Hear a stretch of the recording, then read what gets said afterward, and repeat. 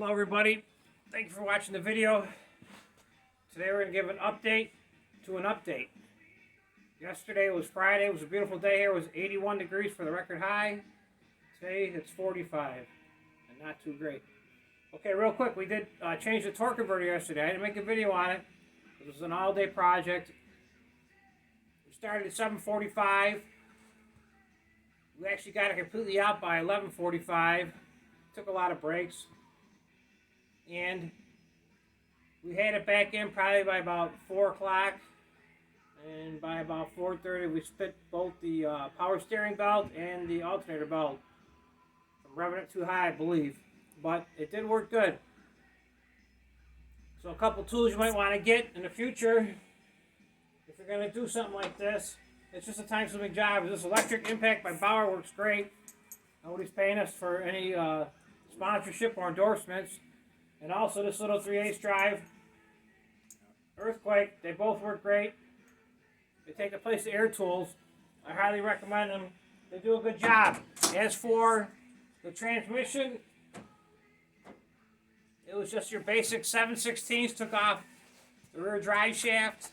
9/16 took off the bell housing bolts. 9/16 took off the torque converter bolts.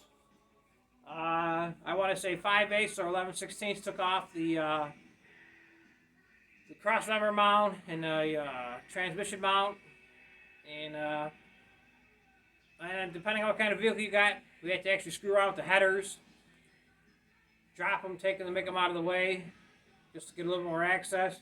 You got to disconnect your starter, disconnect your positive battery before you start. I forgot to mention. What else about yesterday could you say, Earl? Anything?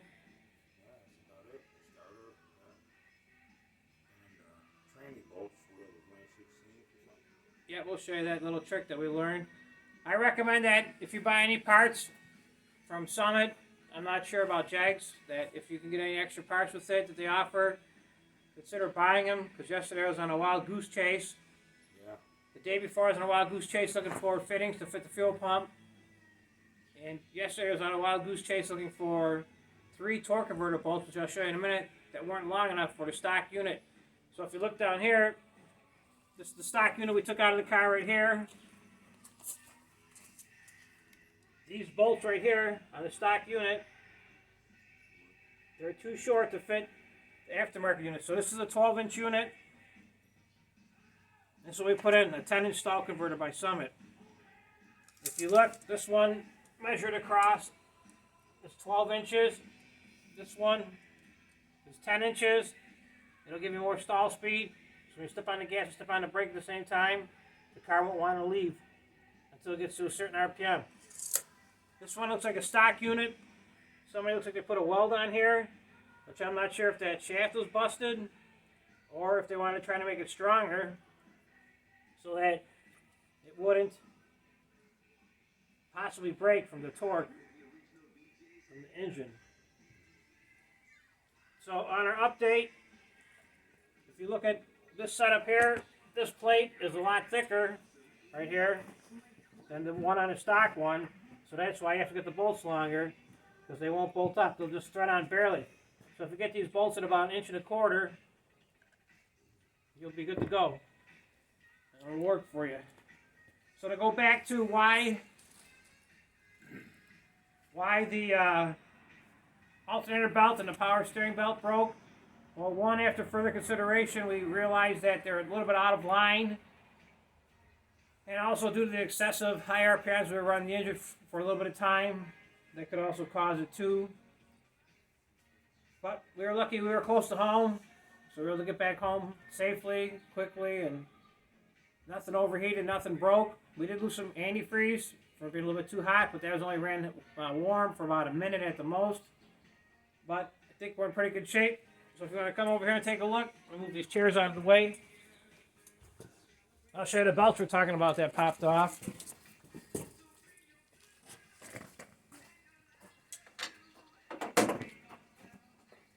So Aaron's going to show you what we're talking about, how the belts aren't lined up properly. Yeah. Pulley, the fan, crankshaft. You can see the pulleys just don't line up. Even the power steering pump. They're not lined up at all, so that's. And with the torque converter. You see what happens. Take the belts right off. It's not a serpentine belt neither. It's just, what do you call those belts? V-belts, yeah, I want a V-belt. Yep, the V-belts. But they're only $10 a piece, so that's a good thing. So it wasn't too much. Yeah. Overall, it went pretty well. So what we're gonna do today, we're gonna try to space these out, put some shims in there. Let me get this off the camera mount. We're gonna put some shims in here to try to move the alternator forward just a hair, because it's not lining up with the water pump, and also the power steering pump right here is off just a little bit and is not totally round, so I might be able to get it straight with a bar a little bit. Maybe not. Maybe we'll have to get into the power steering pump, or maybe we'll get lucky and just get the pulley. I'm not sure. That's going to take more investigation. It ran great though. I'm telling you, it woke up. Originally we stalled out at about 2200 RPMs. We changed the rear end, and it went down to about 1600. I'd break loose, so it wasn't that great. With the new 10-inch torque converter, which is down here, you can see the stock one on the right, and the aftermarket 10-inch one on the left. I'm making 2 videos at the same time today because I got some editing software, so hopefully make it a lot more interesting, a lot more funner editing it. That one stalled out at about 2,900 RPMs, which is good because you want to try to match your cam max output horsepower. Your torque converter, there's 10 million different formulas to figure out how to do it. To get the right stall. Everything you do along the line affects something. We upgraded the carburetor to a 750, then the fuel pump wasn't strong enough, so we upgraded that to the mechanical high volume Summit 110 gallons a minute, 110 gallons an hour, fuel pump. Then it ran like a rape bait yesterday with the new 10-inch converter. But I blew the 2 belts, so that's our new project for today. We're gonna get some basic spacers we picked up at a local hardware store, just regular washers we're gonna put in there and see what we get. We're gonna continue making the video. But as for the transmission and changing the torque converter, it wasn't that hard, it was just time consuming. So if you got the time and the patience, we kind of cheated and did it old school, because we don't have a lift, so we used the car ramps on the front to get it off the ground. Then on the back, we jacked it up and put on some old tires with a little bit of wood on it. And it worked. It got us through. At least it was warm yesterday and everything was dry, so it was pretty good. But I guess if you guys haven't seen the other part of the video, I recommend getting this 1/2-inch impact Bauer. It works great. Also got this little 3/8 drive. Earthquake. Works good. Once you break it loose, because there's not much torque, but once you get it broke free, it works great. This makes life a lot easier. This Bauer right here. Nice unit. It's got a 4-amp battery on it. It's strong enough to get the lug nuts off my Prius. On my Impala, it does struggle a little bit to get them off, even with a full charge. And on my 2 pickup trucks, the 1/2 ton and the 3/4 ton, it just laughs at them. It won't budge them at all. So those you got to get off with a breaker bar. And once you get them started, it works great, but it just doesn't have enough power to bust them off. So that's where we're at. We're going to work on the alternator belt. Check out the fuel pump again. We got to put another hose on it because we got a little bit of a kink in there. But that shouldn't be too bad. But the car's back in the garage. Back on the drawing board, working on it. Trying to figure out what we're going to do next.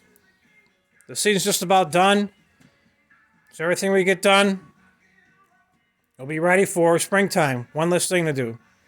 So thank you for watching the video. Please subscribe to the channel. I'll be making more videos. I got my intake manifold in yesterday. I'm going to put the Torque 2 on here. Take off the Performer. See what kind of increases we get. Hopefully it'll be quicker and not slower. So thanks again for watching. Please subscribe to the channel. and we'll see you soon. Thank you.